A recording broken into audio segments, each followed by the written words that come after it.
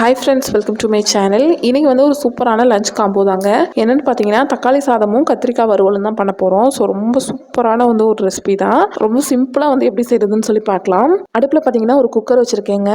இப்போ இதில் சின்ன துண்டு கல்பாசி சேர்த்துக்கலாங்க, ஒரு பீஸ் பட்டை சேர்த்துக்கலாம், ஒரு பிரியாணி இலை சேர்த்துக்கலாங்க, ஒரு ஏலக்காய் சேர்த்துக்கலாம், 2 கிராம்பு சேர்த்துக்கலாம்.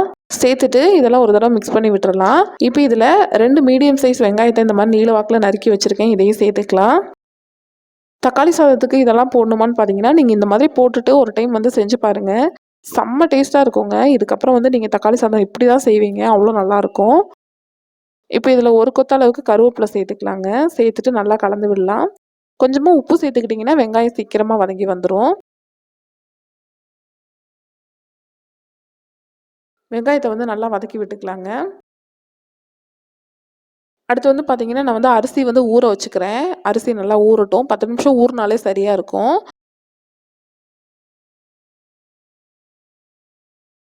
இது சைடில் வச்சுட்டு அடுத்து வந்து கத்திரிக்காய் எடுத்துக்கிறேங்க. வெங்காயம் வந்து சைடில் வதங்கிட்டு இருக்கு. அது சிம்மில் வச்சு வதக்க விட்டுருக்கேன். அப்போ அது வதங்கிட்டு இருக்க கேப்பில் நம்ம இதெல்லாம் கட் பண்ணி எடுத்துக்கலாம். நான் பார்த்தீங்கன்னா இந்த கத்திரிக்காய் தான் எடுத்திருக்கேன். இப்போ கத்திரிக்காயை வந்து செக் பண்ணிவிட்டு கட் பண்ணி எடுத்து நம்ம வந்து தண்ணியில் போட்டு வச்சுக்கலாம். ஸோ நிறைய பூச்சி இருக்கும் கத்திரிக்காயை பொறுத்தளவுக்கு. அதனால் கத்திரிக்காய் கட் பண்ணும்போது மட்டும் தெளிவாக வந்து பார்த்து தான் கட் பண்ணணும். நான் வந்து இந்த காம்போட போட்டுக்கிறேன். இது வந்து பார்க்க கொஞ்சம் நல்லாயிருக்கும். அதனால் பாருங்கள் எவ்வளோ பூச்சி இருக்குன்னு. ஸோ இது வந்து இப்படியே டைரெக்டாக அப்படியே கட் பண்ணி சேர்த்துக்கலாம். நல்லா இருக்க பக்கத்தை வந்து சேர்த்துக்கிறேன். காம்பு ரொம்ப பெருசாக இருக்கிறத மட்டும் கட் பண்ணி எடுத்துட்றேன். ஸோ எல்லா கத்திரிக்காயும் வந்து பார்த்திங்கன்னா கட் பண்ணி சேர்த்துருக்கேன். இது தண்ணிக்குள்ளே அப்படியே இருக்கட்டும்.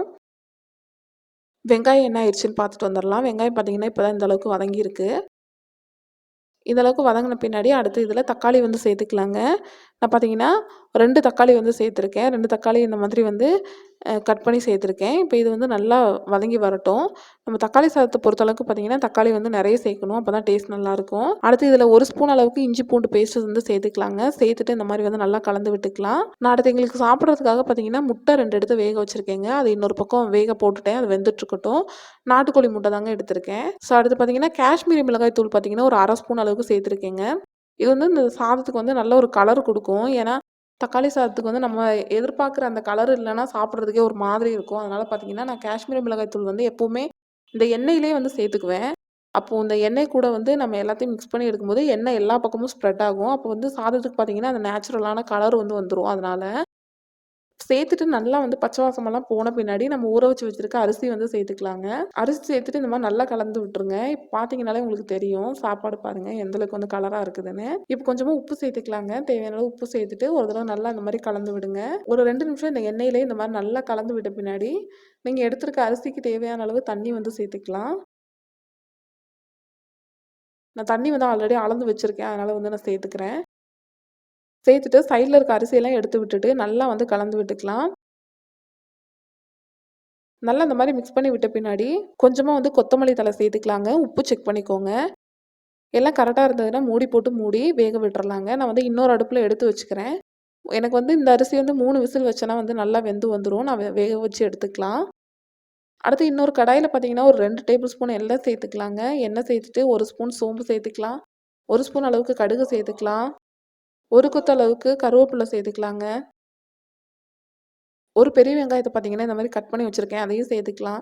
சேர்த்துட்டு இதை வந்து நல்லா கலந்து விட்டுக்கலாம். வெங்காயம் வந்து நல்லா வதங்கி வரட்டும்.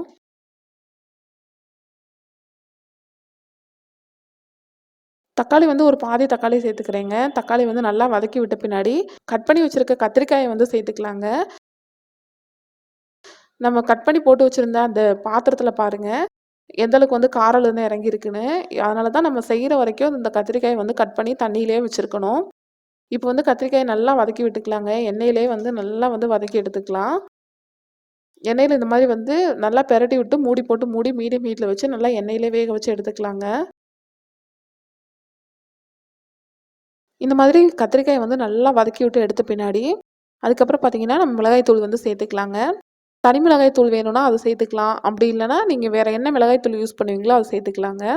தனி மிளகாய் தூள்னா மிளகாய் தூள் 1 ஸ்பூன், மல்லித்தூள் 1/2 ஸ்பூன், கரம் மசாலா கொஞ்சமாக சேர்த்துக்கோங்க. இது வந்து குழம்பு மிளகாய் தூளுங்க. எல்லா குழம்புக்கும் போட்ட மாதிரி அரைச்சி வச்சுருக்குது, வீட்டிலேயே அரைச்சது. ஸோ அதனால் அதுவே பார்த்திங்கன்னா நான் 1 டேபிள் ஸ்பூன் அளவுக்கு சேர்த்துக்கிட்டேன். சேர்த்துட்டு எண்ணெயில் நல்லா பெரட்டி விட்டுட்டு தண்ணி சேர்த்து இதை வந்து வேக விட்டுறலாங்க.